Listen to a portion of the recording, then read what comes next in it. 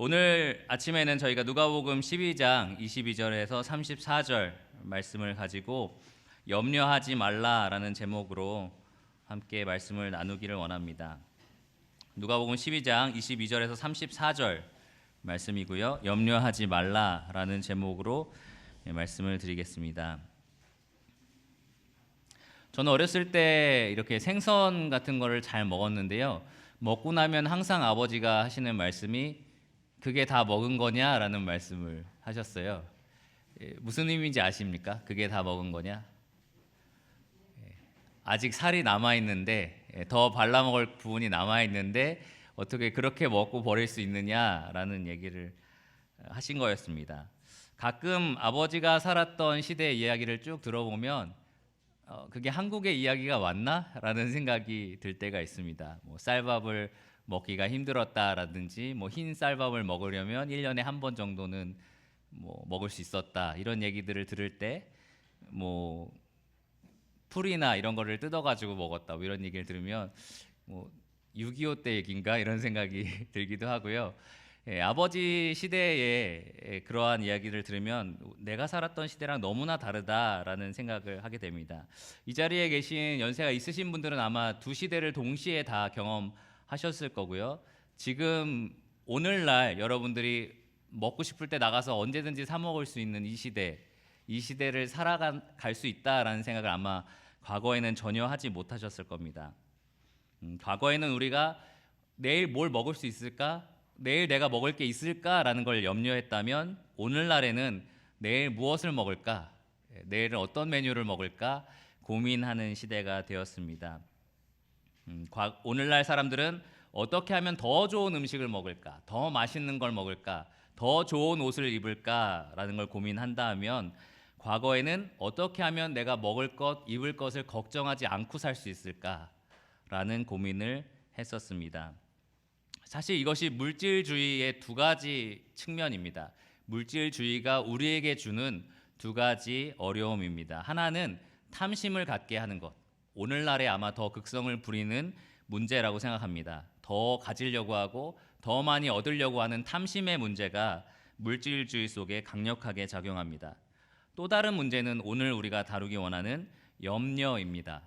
물질을 얻지 못해서 기본적인 물질을 얻을 수 없을까 봐 염려하고 두려워하고 근심하는 것의 문제입니다. 그래서 탐심과 염려는 동전의 양면과 같습니다. 물질주의가 우리에게 주는 죄의 유혹의 동전의 양면과 같습니다. 오늘 우리는 이 염려에 대한 부분을 살펴보기를 원합니다. 이 두 가지 양면의 문제가 물질주의로부터 발생하는데요. 사실 동일한 본질적인 문제를 가지고 있습니다. 그 핵심에 들어가 보면 탐심이든 염려든 하나님의 자리에 물질을 둔다라는 동일한 문제를 가지고 있습니다.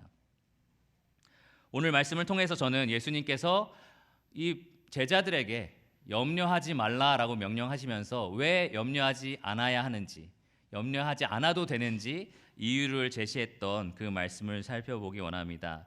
첫 번째로는 예수님의 명령에 대해서 얘기를 할 거고요. 두 번째로는 그 이유에 대해서 네 가지로 정리해서 말씀을 드리겠습니다. 먼저 본문을 읽어보겠습니다. 22절에서 34절까지입니다. 또 제자들에게 이르시되 그러므로 내가 너희에게 이르노니 너희 목숨을 위하여 무엇을 먹을까 몸을 위하여 무엇을 입을까 염려하지 말라. 목숨이 음식보다 중하고 몸이 의복보다 중하니라. 까마귀를 생각하라.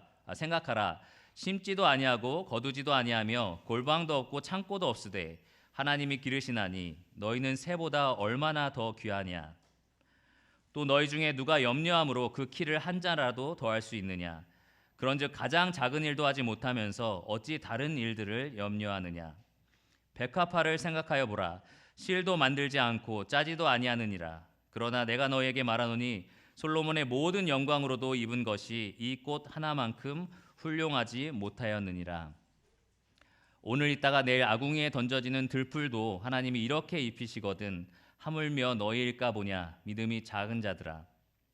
너희는 무엇을 먹을까 무엇을 마실까 하여 구하지 말며 근심하지도 말라. 이 모든 것은 세상 백성들이 구하는 것이라. 너희 아버지께서는 이런 것이 너희에게 있어야 할 것을 아시느니라. 다만 너희는 그의 나라를 구하라. 그리하면 이런 것들을 너희에게 더하시리라. 적은 무리여 무서워 말라. 너희 아버지께서 그 나라를 너희에게 주시기를 기뻐하시느니라. 너희 소유를 팔아 구제하여 낡아지지 아니하는 배낭을 만들라. 곧 하늘에 둔 바 다함이 없는 보물이니 거기는 도둑도 가까이 하는 일이 없고 좀도 먹는 일이 없느니라. 너희 보물 있는 곳에는 너희 마음도 있으리라.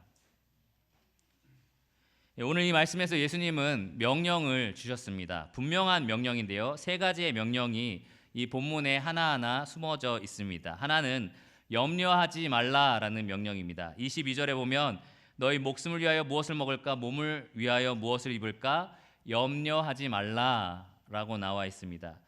또 하나의 명령은 29절에 나와 있는데요. 근심하지 말라라는 명령입니다. 너희는 무엇을 먹을까, 무엇을 마실까 하여 구하지 말며 근심하지도 말라. 그리고 32절에 나와 있는 명령은 적은 무리여 무서워 말라라는 명령이 있습니다. 세 가지의 명령인데요. 거의 비슷한 내용입니다. 염려하지 마라, 근심하지 마라, 무서워하지 말라라는 명령입니다. 이 염려라는 말의 의미는 이 마음이 분주해져서 산란해진 상태, 갈피를 못 잡는 그러한 상태를 말합니다. 누가복음 10장 41절에서 제가 여러분과 함께 나눴던 내용 중에 이 마르다라는 여인이 마음이 아주 분주해서 염려를 했던 것을 보게 됩니다. 그 마음의 분주함, 어떤 목표를 향해서 내 마음이 가고 있는데 그것을 계속해서 그 길에서 끌어내리는, 끌어가는 그러한 마음을 우리가 분주한 마음 혹은 염려라고 말합니다. 여러분들이 어떤 염려에 지금 차 있을 때 일상생활 가운데 나도 모르게 계속 생각이 그쪽으로 빠져나가는 것을 보게 됩니다.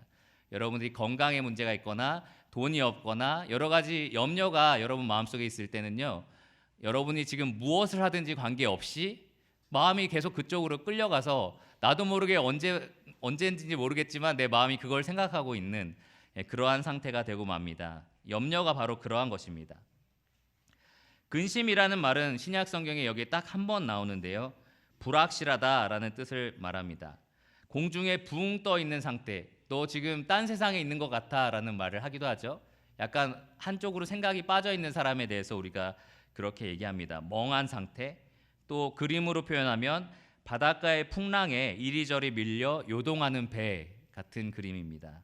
또 다른 표현으로는 바람에 따라 이리저리 밀려 다니는 구름과 같은, 한 곳에 정착되지 못하고 계속해서 초조하고 불안해하는 그러한 마음을 근심이라고 말합니다. 또 두려움은 염려와 근심과 아주 유사한 표현입니다.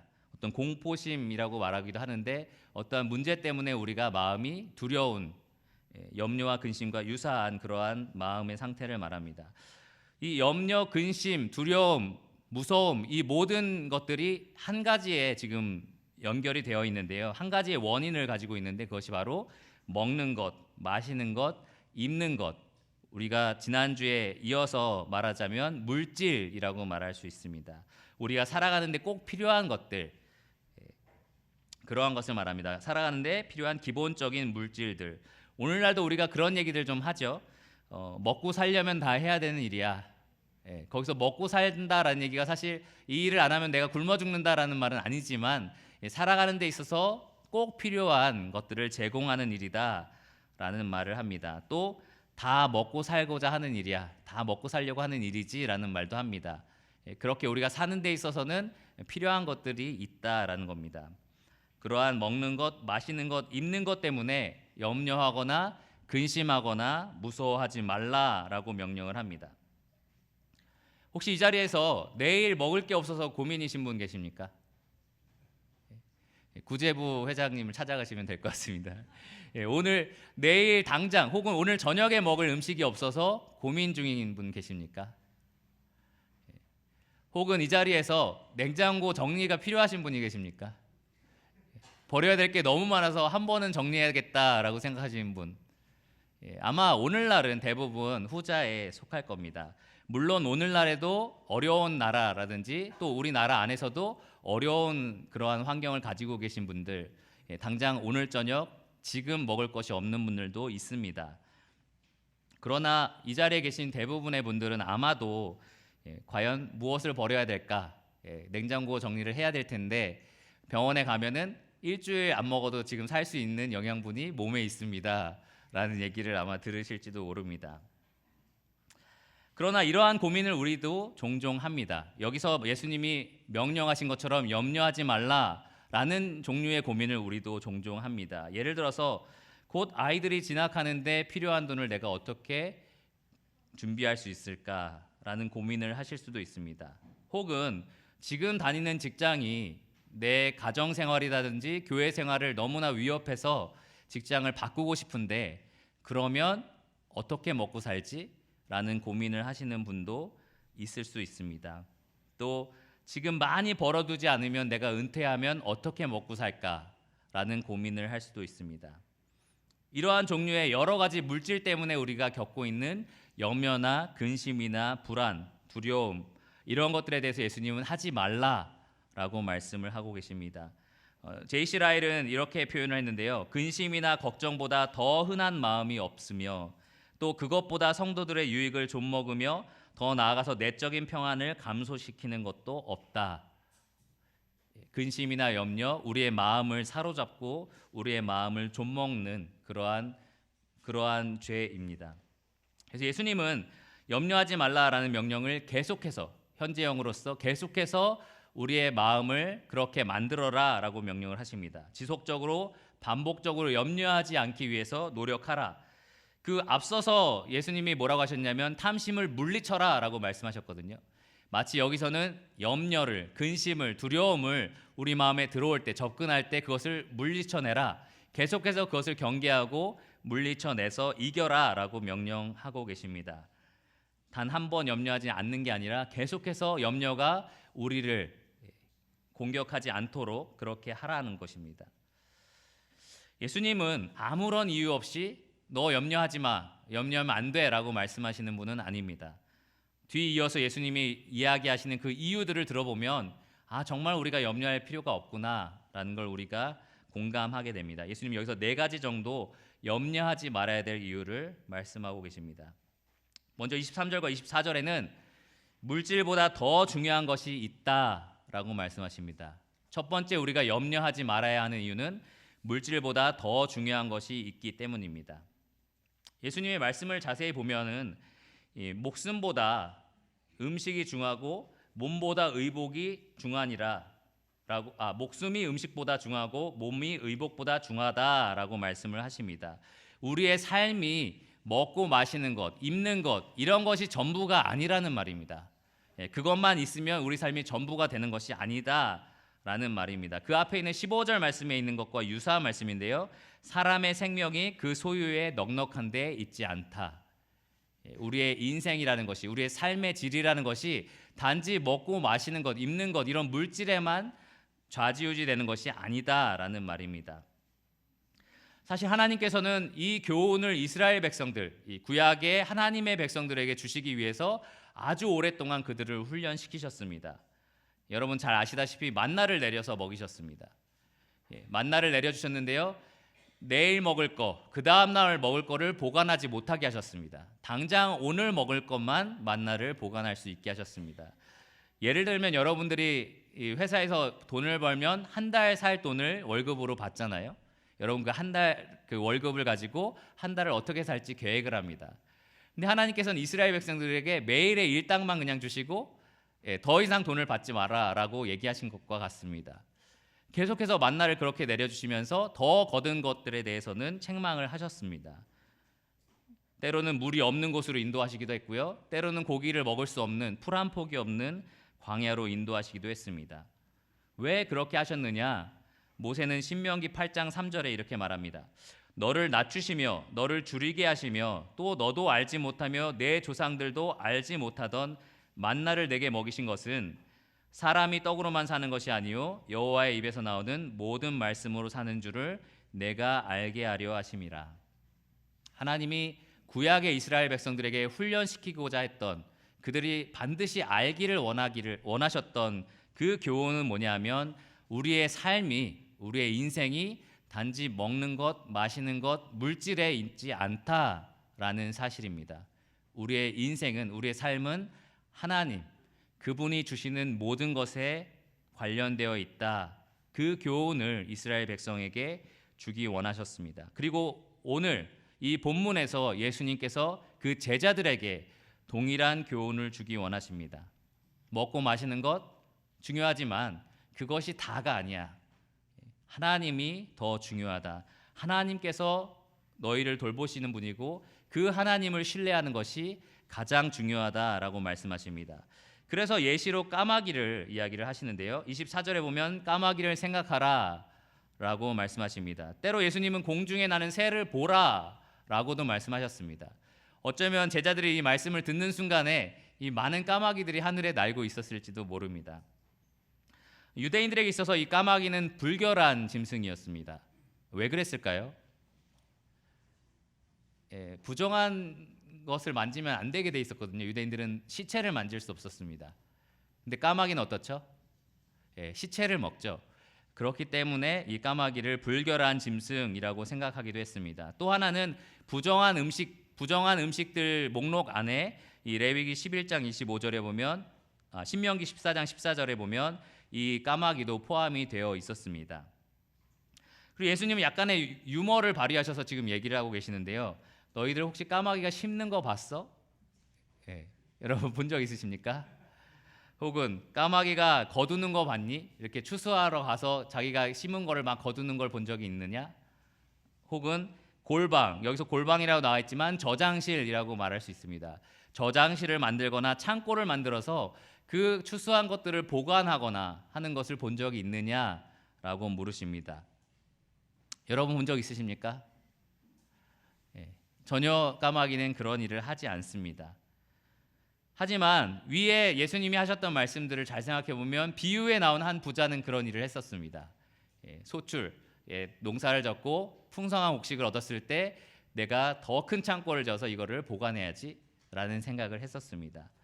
인간이 볼 때 너무나 하찮은 이 까마귀도 이렇게 심지도 않고 거두지도 않고 창고도 만들지 않고 있는데 하물며 그 하찮고 부정한 까마귀도 하나님이 돌보시지 않느냐라고 말씀을 하고 계십니다. 욥기 38장 41절에 보면 구약 성경에 까마귀 새끼가 하나님을 향하여 부르짖으며 먹을 것이 없어서 허우적거릴 때에 그것을 위하여 먹이를 마련하는 이가 누구냐라고 물으십니다. 대답은 뭘까요? 하나님입니다. 하나님이 그 새끼 까마귀를 먹이시는 분입니다. 시편 147편 9절에 보면 대답이 나오는데요. 그가 하나님께서 들짐승과 우는 까마귀 새끼에게 먹을 것을 주시는도다. 하나님께서 이 유대인들이 하찮게 여겼던 이 작은 까마귀 새끼 한 마리도 이렇게 돌보고 계신다는 겁니다. 그 새가 심지도 않고 거두지도 않고 아무런 준비를 하지 않고 살아가지만 단지 하나님께 울부짖는 일밖에 하지 않지만 그 까마귀도 하나님이 간과하지 않으신다, 돌보고 계신다라는 겁니다. 그러면서 예수님은 너희는 새보다 얼마나 더 귀하냐라고 말씀을 하십니다. 하나님께서 너희를 얼마나 더 돌보시겠느냐, 너희를 더 얼마나 기르시겠느냐, 하나님을 신뢰하는 것이 마땅하지 않겠느냐라고 묻고 계십니다. 여기서 예수님께서는 이 인간이 무력하게 살거나 혹은 게으르게 살거나 아무런 계획 없이 살거나 낭비하거나 방관하는 자세로 살아라, 무조건 하나님만 믿고 하나님만 신뢰하고 마음대로 살아라 라고 말씀하는 것이 아닙니다. 우리가 열심히 계획하고 열심히 준비하고 노력을 하겠지만 모든 것이 하나님에게 달려있다, 나를 공급하시는 분은 하나님이다 라는 신뢰를 가지고 살라라고 말씀을 하는 것입니다. 우리가 사는 것은 나에게 필요한 그 재물, 나에게 필요한 돈, 나에게 필요한 먹는 것, 입는 것, 물질이 아니라 그 모든 것을 나에게 주시는 하나님이다라는 것을 잊지 말라는 것입니다. 우리의 삶이 단지 물질에 달려있는 것이 아니다라는 것입니다. 우리는 내일 무슨 일이 있는지 알 수 없는 사람들입니다. 갑자기 일어난 화재로 목숨을 잃을 수도 있습니다. 갑자기 건물이 붕괴해서 목숨을 잃을 수도 있습니다. 갑자기 배가 침몰해서 생명을 잃을 수도 있습니다. 우리는 이렇게 하나님에게 전적으로 의존적인 사람들입니다. 단지 이 생에서 생명이 끝나는 게 끝이 아니라 우리는 영원한 하늘나라의 삶도 가지고 있는 사람들입니다. 그러니 이 세상에 우리가 살아갈 때만 필요한 물질에 우리의 마음을 빼앗기지 말라. 우리의 삶은 오직 하나님에게 달려 있다. 물질보다 더 귀한 것에 달려 있다라는 것을 예수님이 말씀하고 계십니다. 두 번째로 25절에서 28절까지 예수님은 두 번째 이유를 제공하시는데요. 두 번째 이유는 바로 염려는 아무 소용없다라는 겁니다. 염려 그 자체는 아무런 소용이 없다는 겁니다. 25절 처음부터 예수님은 염려함으로 누가 그 키를 한 자라도 더할 수 있느냐라고 물으십니다. 새 번역 성경을 보면 너희 가운데서 누가 걱정한다고 해서 제 수명을 한순간인들 누릴 수 있느냐라고 묻습니다. 두 가지로 해석이 가능한 본문입니다. 하나는 키를 한 자 늘리는 거고요.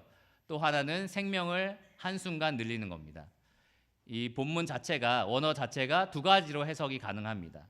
근데 저는 여기서 생명을 늘리는 것이 더 합당한 해석이라고 보고 있습니다. 왜냐하면 키, 여러분의 신장을 말하죠. 이 키를 말하는데요. 한 자는 한 규빗을 말합니다. 여러분 손끝에서 팔꿈치까지의 길이를 말합니다. 이 사람에 따라 달라지겠죠. 팔이 긴 사람 같은 경우는 아마 더 길 겁니다. 아마도 약 50cm 정도는 될 겁니다. 여러분 중에 키가 다 자란 사람 중에 50cm 더 컸으면 좋겠는 사람 있습니까? 제가 여기서 50cm가 크면은 거의 210 정도가 되는데요. 215 정도가 됩니다. 여러분 중에 그런 분이 있습니까? 나는 50cm 더 크고 싶어. 그런 사람 아마 별로 없을 겁니다. 그래서 아마 이 50cm라고 한자를 키로 보는 게 좀 어렵다라고 보는 사람이 많습니다. 시간으로 계산했을 때 한 자는 한 시간을 말합니다. 누가 우리의 삶의 이 시간들을, 인생을 한 시간이라도 더 살도록 연장할 수 있느냐라고 예수님이 물으시는 게 더 합당한 해석인 것 같습니다. 시편 139편 16절에 보면 나를 위하여 정한 날이 주의 책에 다 기록되었나이다 라고 말합니다. 우리의 인생이라는 것은, 우리의 수명이라는 것은 1분 1초까지 하나님이 정확하게 정해놓고 계십니다. 아무리 우리가 노력한다 하더라도 한 시간도 우리는 더할 수가 없습니다. 80년 정도를 우리가 산다라고 계산을 해보면 365 또 곱하고 24를 곱해야겠죠. 그럼 한 70만 800시간 정도가 나옵니다. 그런데 우리는 70만 801시간을 만들어낼 수 없다는 거죠. 아무리 염려한다 해도 1을 그 많은 숫자에 더할 수가 없다는 겁니다. 사실 1분 1초도 우리는 더할 수가 없습니다. 예수님은 이렇게 작은 일도 하지 못하는데 왜 염려하느냐라고 말씀을 하십니다. 왜 다른 일에 대해서 염려하고 있느냐? 사실 오늘 본문의 말씀에는 예수님의 유머가 많이 등장합니다. 이러한 표현들도 굉장히 재밌잖아요. 한 시간도 너의 삶을 늘릴 수 없는데 무엇을 염려하느냐라고 물으십니다. 그러면서 또 다른 예시를 듭니다. 백합화를 한번 봐라, 백합화를 한번 생각해봐라 라고 얘기를 하십니다. 이 팔레스타인 지역에 여러 산에 피어있는 진홍색 꽃을 말한다라고 사람들이 얘기하는데요. 아네모네 꽃이라고 합니다. 혹시 꽃을 좋아하시는 분은 얼마나 아름다운지를 좀 생각해 볼 수 있을 겁니다. 이 드문 여름에 소나기가 이렇게 내리고 나면 그 꽃이 산 비탈길을 완전히 다 수놓는 그런 아름다운 광경이 이 팔레스타인에 있었다라고 합니다. 그런데 이 꽃의 특징은 하루 피었다가 그 다음에는 지는 그러한 특징을 가지고 있었습니다. 당시 팔레스타인에 나무가 많지 않았기 때문에 이 아궁이에 불을 뗄 때 사람들이 이 야생화라든지 들풀 같은 것을 넣어서 불을 지폈다라고 합니다. 그런데 꽃이 이렇게 화려하게 쫙 폈을 때 참 아름답지 않습니까? 저도 요번에 뉴질랜드에 갔는데 루핀이라는 꽃을 봤는데요. 이 들판에 그 꽃으로 완전히 수놓아진 그러한 모습을 보았습니다. 그걸 보니까 정말 아름답다. 저는 사실 꽃 같은 걸 막 아름답다 이렇게 생각하는 사람이 별로 아닌데 그럼에도 불구하고 너무나 아름답다라는 생각을 하게 되었습니다. 예수님은 그 아름다움에 대해서 솔로몬의 모든 영광이 이 꽃 하나만큼 훌륭하지 못했다라고 말을 합니다. 저는 약간 이런 성경 공부를 할 때 정말 그런가? 라고 생각하는 그러한 생각을 할 때가 있는데요. 솔로몬이 얼마나 영광스러운지 한번 생각해 봤습니다. 역대하 9장과 열왕기상 10장을 보면 그에게는 큰 황금 방패 200개가 있었습니다. 3.4km kg의 금이 들어있는 각각 들어있는 큰 황금 방패 200개, 또 작은 황금 방패가 있었고요. 1.7kg 정도의 금이 들어가 있는 작은 황금 방패가 있었습니다. 또 상아로 만든 보좌가 있었고요. 또 그것을 금으로 입혔습니다. 그 다음에 6층계가 있었고 금 발판이 있었고 또 마시는 그릇 모두 다 순금이었습니다. 외양간은 약 4천, 그리고 마병은 12,000, 병거가 1,400대 정도 있었습니다. 오늘날 여러분이 이해하기 쉽게 한번 설명해 드리겠습니다. 거대 저택에 살고 있는데요. 책상과 테이블, 그릇이 모두 금이고 탱크가 1,000대, 자동차 람보르기니가 1,000대, 집에 섬기는 사람이 10,000명, 이 정도 되는 사람입니다. 여러분, 이런 부와 들에 피어있는 꽃과 바꾸자. 예수님의 비유가 좀 이상하지 않나요? 예. 그래서 이렇게 우리가 이해하면 좋을 것 같습니다. 솔로몬이 그 많은 재산을 가지고 있어도 그는 이 꽃의 화려함 같은 옷을 입지는 못했다라고 이해하면 좋을 것 같습니다. 이 꽃이 이렇게 화려하지 않느냐? 이 꽃은 아무것도 하지 않았느냐? 예수님의 이 말씀에 보면 그는 실을 짜지도 않았고 그것을 서로 메어서 어떤 옷을 만들어 내지도 않았는데 하나님이 이 꽃에 입힌 이 옷을 봐라, 이 화려함을 봐라. 그 재산 많은 솔로몬도 이렇게 화려한 옷은 입지 못했다라고 말씀을 하고 계십니다.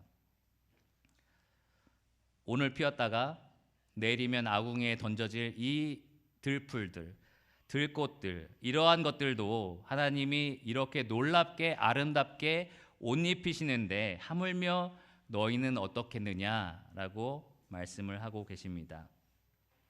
그리고 예수님이 이렇게 말합니다. 믿음이 작은 자들아, 너희 아버지께서 너희에게 더 공급하지 않으시겠느냐? 염려는 아무것도 하지 못한다라고 말씀을 하십니다. 사실 정확하게 말하면 염려는 우리에게 신실하게 공급하시는 이 하나님을 믿지 못해서 만들어지는 마음입니다. 우리를 귀하게 여기셔서 이 자기 목숨까지 내어주실 정도로 하나님이 우리를 사랑하시고 돌보기 원하시는데 그 하나님의 마음을 신뢰하지 못해서 생기는 마음이 염려입니다. 하나님의 공급에 대한 믿음의 결여, 그것이 바로 불신이고 근심입니다. 그래서 예수님은 염려는 아무런 소용이 없다. 염려는 다만 하나님을 불신하는 것이다. 하나님이 이 들풀도 입히시는데 너희는 공급하지 않겠느냐라고 묻고 계십니다. 세 번째 이유는 29절에서 30절에 나오는데요. 아버지께서 너희의 필요를 아신다라는 이유입니다. 우리가 염려하지 말아야 하는 이유, 근심하지 말아야 하는 이유, 아버지께서 우리의 필요를 다 알고 계시기 때문입니다. 예수님은 29절에서 구하지 말라라는 명령을 주십니다. 구하지 말라. 이 말은 우리의 필요를, 우리가 먹고 사는데 필요한 것들을 아예 구하지 말라, 하나님께 요구하지 말라라는 명령은 아닙니다. 뒤에 따라오는 근심하지도 말라라는 말을 생각해 보면 이 구하는 것이 단순히 하나님을 신뢰하면서 구하는 것의 문제가 아니라 하나님을 신뢰하지 못하고 하나님을 의지하지 못하고 근심하면서 구하는 하나님께 물질의 필요를 강요하는 그런 것의 문제를 가리킵니다. 하나님께서 너희의 필요를 아시니까 이렇게 강요하면서 불신하면서 하나님께 구하지 말라라고 말씀을 하십니다. 그러면서 예수님은 이 모든 것은, 이러한 물질적인 것들은 세상 백성이 구하는 것이다 라고 말을 합니다. 이 세상 백성이라고 말씀하실 때 예수님은 하나님의 백성과 이 세상의 백성을 구분짓고 계십니다. 하나님을 아버지라고 부르는 사람들과 그렇지 못한 사람들을 구분짓고 있습니다. 이 세상 사람들은 이 세상에 속한 사람들이고 이 세상 사람들은 하나님과 관계가 없는 사람들이고 보이는 것과 물질적인 것에 매여 있는 사람들입니다. 물질은 그들이 구하는 거다. 하나님과 아무런 관계가 없는, 하나님을 아버지라고 부를 수 없는 자들이 구하는 것이다 라고 말을 합니다. 하나님을 아버지라고 부르는 자들, 너희 아버지가 너희의 필요를 다 아신다 라고 말씀을 하십니다. 여러분 한번 생각해 보십시오. 여러분의 아버지가 만수르인데 여러분들이 내일 먹을 것이 없어서 염려한다, 근심한다 라고 한번 생각해 보십시오. 여러분 그렇게 하시겠습니까? 그런 생각이 안 들 겁니다. 여러분의 아버지가 빌 게이츠인데 그러한 걱정을 한다, 염려를 한다. 내일 돈 들어가는 거 나 어떻게 하지? 라는 염려를 하겠습니까? 그렇지 않을 겁니다. 예수님 여기서 비슷한 말씀을 하십니다. 너희 아버지가 누구냐? 이 천지를 창조하신 분이 아니냐? 이 만물의 주인 되시는 분이 아니냐? 너희 아버지가 너희의 필요를 다 알고 계시지 않느냐? 그러니까 염려할 필요가 없다라고 말씀을 하십니다. 히브리서 13장 5절에 보면 히브리서 기자는 이렇게 말하는데요. 돈을 사랑하지 말고 있는 바를 족한 줄로 알라. 그가 친히 말씀하시기를 내가 결코 너희를 버리지 아니하고 너희를 떠나지 아니하리라 하셨느니라. 하나님이 우리를 떠나지 않고 우리와 함께 계시면서 우리의 모든 필요를 아신다면 우리는 아무런 염려할 필요가 없고 근심할 필요가 없을 겁니다. 다시 한번 말씀드리지만 이것은 우리의 노력이나 계획이나 모든 것들을 부정하는 내용이 아닙니다. 근면 성실한 자세까지도 버리라라는 말이 아닙니다. 하나님이 주신 지혜와 하나님이 주신 능력과 힘으로 내가 노력하고 계획하고 열심히 살지만 그 결과를 하나님께 온전히 의지하라, 신뢰하라라는 말씀입니다. 아버지의 성실한 공급을 신뢰하라. 여러분, 우리의 아버지 하나님은 어떤 분이십니까? 이스라엘 백성들을 하나님이 어떻게 공급하셨는지 생각해 보십시오. 여러분의 지금 일상생활 가운데 아무런 희망이 없어 보이는 그러한 깜깜한 앞날, 이러한 것들이 생각될 때 풀 한 폭이 없던 광야로 하나님이 이스라엘 백성을 인도하셨던 것을 생각해 보시기 바랍니다. 아무것도 먹을 수 없는 그곳에서 만나로 그 많은 백성을 먹이셨습니다. 아무것도 나지 않는, 물이 없는 그곳에서 반석에서 물이 나오게 하여서 백성들을 먹이셨던 분이 우리 아버지입니다. 고기를 먹을 수 없는 그곳에서 새들로 그들의 배가 터지도록 고기를 먹이셨던 분이 우리의 아버지이십니다. 아무것도 할 수 없다고 생각될 때, 소망이 없다라는 생각이 들 때 우리 아버지가 다 아신다, 우리 아버지가 돌보신다라는 사실을 잊지 마시기 바랍니다. 주님께서 이미 여러분들의 필요를 다 알고 계십니다. 시편 37편 25절을 보면 다윗은 이렇게 말합니다. 내가 어려서부터 늙기까지 의인이 버림을 당하거나 그의 자손이 걸식함을 보지 못하였도다. 하나님이 신실하게 공급하십니다. 우리의 모든 필요를 아시기 때문에 우리는 염려할 필요가 없습니다. 이제 마지막 네 번째 이유를 살펴보겠습니다. 31절에서 34절까지의 이유인데요. 그 이유는 무엇이냐면 먼저 구할 것이 있다라는 것입니다. 우리가 먼저 구해야 할 것이 있다. 다른 말로 하면 우리는 아버지의 나라를 구하여야 한다, 구해야 된다라는 것입니다. 31절은 다만으로 시작을 하는데요.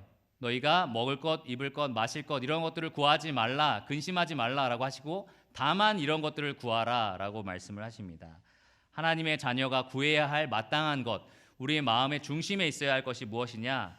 바로 그의 나라를 구하라라고 말씀을 하십니다. 그 외에 다른 것들은 하나님이 다 공급하실 테니까 너희는 오직 하나님의 나라를 구하라라고 말씀을 하십니다. 그의 나라를 구한다는 게 무슨 의미일까요? 하나님의 나라를 구한다. 하나님, 전 하나님 나라를 구합니다 라고 말할 때 그 안에 어떤 의미가 있을까요? 첫째로는 하나님 나라 백성으로서 지금 하나님의 주권에 순종하는 것을 말합니다. 내가 하나님 나라의 백성으로서 하나님 나라 법대로 지금 살게 해 주십시오. 그게 하나님 나라를 구하는 것입니다. 두 번째로는 진짜 앞으로 임할 하나님의 나라, 그것의 빠른 도래를 위해 기도를 하는 겁니다. 주님의 나라가 빨리 임했으면 좋겠습니다. 빨리 주님의 공의와 정의가 이 땅에 세워졌으면 좋겠습니다 라고 구하는 것입니다. 또 지금 여기에서 하나님을 내가 대표할 수 있도록, 그리고 우리의 마음과 세상 속에서 그분의 통치가 이루어질 수 있도록 기도하는 것이 바로 그의 나라를 구하는 것입니다. 하나님, 이 땅이 주님의 말씀대로, 주님이 원하시는 뜻대로 인도될 수 있도록, 주님의 그런 통치가 나타날 수 있도록 저는 기도합니다, 구합니다 라는 것이 저희가 구해야 할 마땅한 것입니다. 어떤 학자는 이 그의 나라를 구하라라는 말을 물질의 이익이나 이 땅에서 얻는 유익보다 먼저 그 나라에서 얻을 유익, 그 나라에서 받을 상급, 그 나라에서 받을 영광을 추구하는 것이라고 말을 합니다. 스윈돌이라는 목사님은 우리의 능력과 시간과 돈과 세상의 모든 자원을 하나님의 위대한 천국 사업에 쏟아부으라라는 말씀이라고 말을 합니다. 예수님 여기서 그의 나라를 구하라라고 현재형을 가지고 사용하시는데요. 계속해서 우리는 이러한 것들을 추구하면서 살아야 된다라는 것입니다. 여러분의 삶이 하나님 나라를 구하는 삶으로 습관처럼 그렇게 만들어져야 한다. 지속적인 습관으로 우리가 그것을 삼아야 한다라는 것입니다. 구체적인 예로 제가 이런 질문들을 한번 생각해 봤는데요. 여러분들이 살아갈 때 이런 질문을 스스로에게 던지면서 살 수 있습니다. 내가 이것을 선택하는 것이 하나님의 나라와 어떤 관계가 있을까? 또 이렇게 내가 물질을 사용하는 것이 하나님 나라에 어떤 유익을 줄 수 있을까?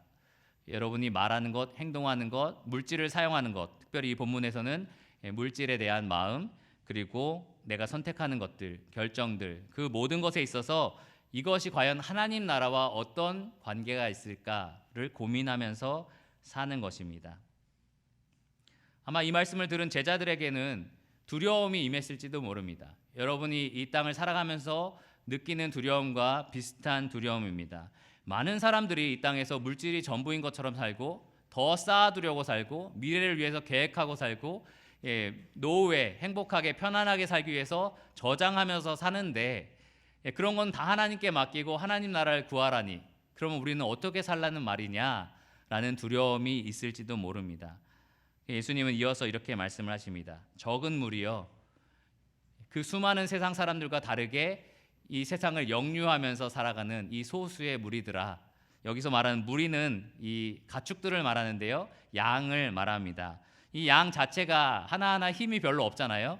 근데 그 양의 무리들도 적은 무리라는 겁니다. 이 성경에 보면 구원받은 자들이 적다라고 말을 합니다. 하나님 나라에 들어갈 사람들이 굉장히 적다라고 말합니다. 이 말씀에 따라 염려하지 않고 하나님을 의지하는 하나님의 백성들 아주 적을 것입니다. 그런데 하나님은 적은 무리여 두려워하지 마라, 무서워하지 말라. 왜냐하면 하나님이 그의 나라를 너희에게 주시기를 기뻐하신다 라고 말씀을 하십니다. 모두가 물질을 위해서 살려고 하지만 하나님의 백성이 이를 역행하는 것, 그것이 굉장히 무섭고 두려운 일이겠지만 두려워하지 마라. 하나님은 너희에게 그의 나라를 주시기를 기뻐하신다라고 말합니다. 이 땅에서 우리가 축적할 수 있는 재물들, 우리가 모을 수 있는 물질들 모두가 이 땅을 떠나면 다 사라져 버릴 것들입니다. 아주 멋있는 차, 아주 멋있는 집, 많은 돈, 많은 옷들 다 이 땅에서 사라져 버릴 것, 썩고 사라져 버릴 것들입니다. 그런데 하나님은 영원한 하나님의 나라, 영원히 썩지 아니할 하나님의 나라를 그의 백성들에게 주시기를 기뻐하신다라고 말합니다. 그러니 너희의 마음에 먼저 구할 것은 하나님의 나라다라고 이야기를 하십니다. 시편 84편 11절을 보면 여호와께서 정직히 행하는 자에게 좋은 것을 아끼지 아니하실 것임이니다라고 말합니다. 하나님은 우리에게 좋은 것을 주시기를 아끼지 않으십니다. 분명한 증거가 있습니다. 자기 아들을 아낌없이 우리에게 내어주신 이가 어찌 그 다른 것들을, 그 많은 것들을 우리에게 주시지 않겠습니까?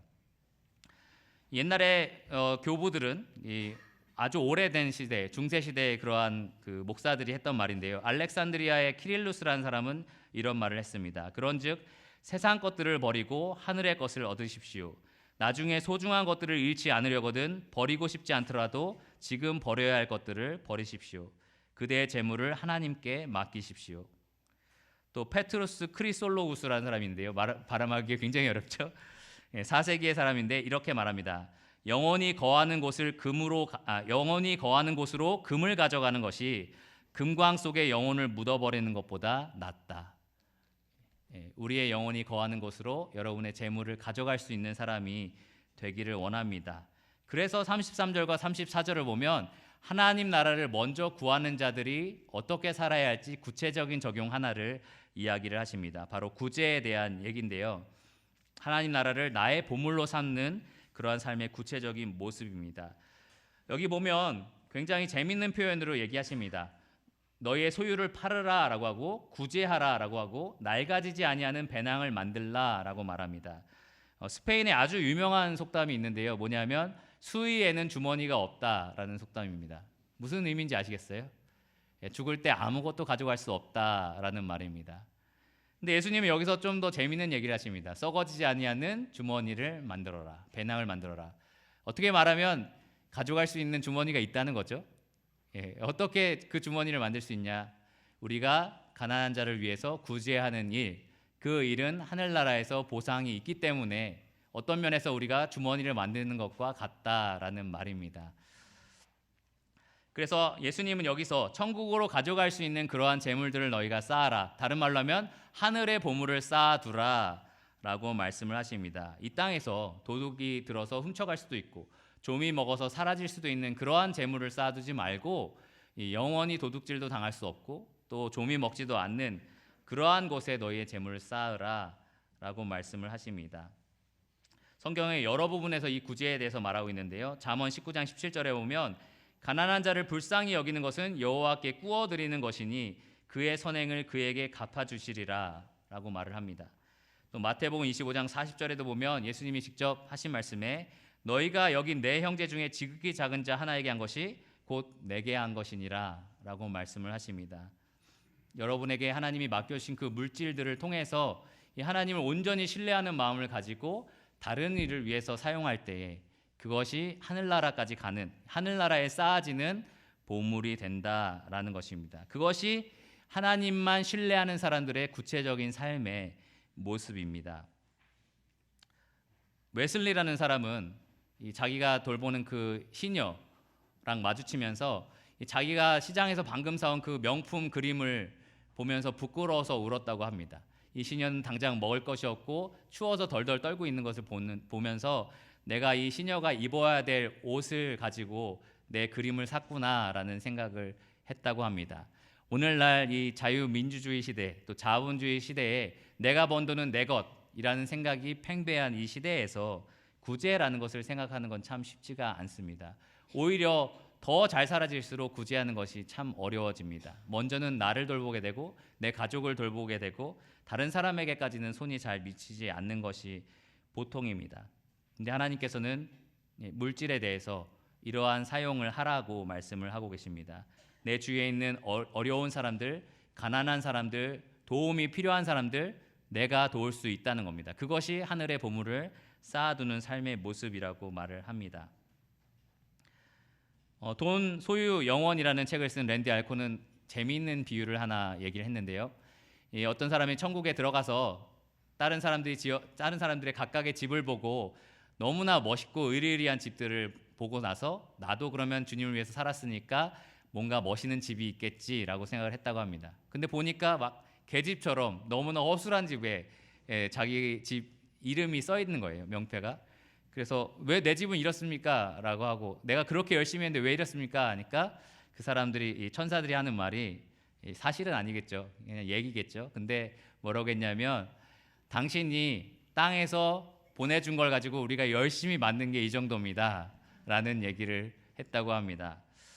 어떻게 보면 오늘의 이 말씀과 굉장히 유사합니다. 여러분들이 하늘에 가는 배낭을 만들고 계시는 하나님 나라의 백성으로서 과연 하늘에 어떠한 보물을 쌓아두고 계시는지 생각해 보시기를 원합니다. 사실 물질이라는 것이 참 별거 아니지만 우리의 마음을 온통 빼앗아 갈 수 있는 염려와 근심과 두려움을 가져오게 하는 그러한 존재가 되기도 합니다. 그런데 예수님은 그러한 것들을 몰아내라 라고 하십니다. 너희 아버지를 신뢰하라. 그분이 다 공급하신다. 그분을 온전히 신뢰하는 마음으로 너희에게 주어진 그 물질을 다른 일을 위해서 사용하면서 살라라고 말씀을 하십니다. 어떻게 보면 이 구제라는 것은요, 구제하면 무조건 좋아, 구제하면 하늘나라에 좋은 집이 있을 거야 이런 말이 아니라요, 구제는 분명한 증거입니다. 내가 하나님만 온전히 신뢰하고 있다라는 분명한 증거입니다. 내가 그 재산을 움켜쥐지 않아도, 내가 그 물질을 다 내 것으로 만들지 않더라도, 남을 위해서 이걸 내어 놓을지라도 나는 하나님을 온전히 신뢰합니다 라는 삶의 자세를 보여줍니다. 그래서 마지막에 예수님은 이 구제에 대해서 말씀을 하고 계십니다. 오늘 본문의 마지막 말씀은 이렇게 끝납니다. 너희 보물이 있는 곳에 너희 마음도 있으리라. 여러분의 마음은 지금 어디에 있습니까? 예전에 회사에서 로또를 한 장씩 나눠준 적이 있었습니다. 안 될 게 굉장히 뻔하잖아요. 그런데도 뉴스를 계속 보게 되고 당첨 번호를 보게 되고 되면 무엇을 할까라는 생각을 하게 되고 그렇습니다. 혹시 주식 투자를 하고 계신 분이 계실지 모르겠지만 거기에 내 재산을 많이 넣으면 넣을수록 그 주식을 계속해서 보게 됩니다. 생각하게 됩니다. 예수님의 이 말씀이 그 생각들을 지적하고 있는 것 같습니다. 너희 보물이 있는 곳에 너희 마음이 있을 것이다. 내가 쓰는 재물, 내가 재물을 사용하는 것, 내 물질을 사용하는 방식이 내 보물이 진짜 있는 곳을 보여주기도 합니다. 여러분 삶을 한번 돌아보시기를 바랍니다. 진짜 여러분의 마음은 지금 어디에 있습니까? 모든 것을 여러분을 위해서 내어주신 그리고 공급하실 수 있는 이 하나님 아버지께 여러분의 마음이 있는지 한번 잘 생각해 보시기 바랍니다. 기도하고 말씀을 마치도록 하겠습니다.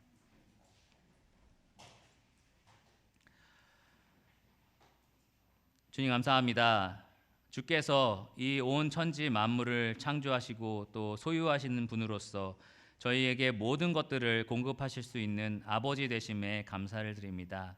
그 아버지께서 우리에게 인색하지 아니하시고 자기 아들을 내어주시기까지 우리를 사랑하시는 그러한 인자하고 은혜로우신 분인 것을 또 기억하게 됩니다.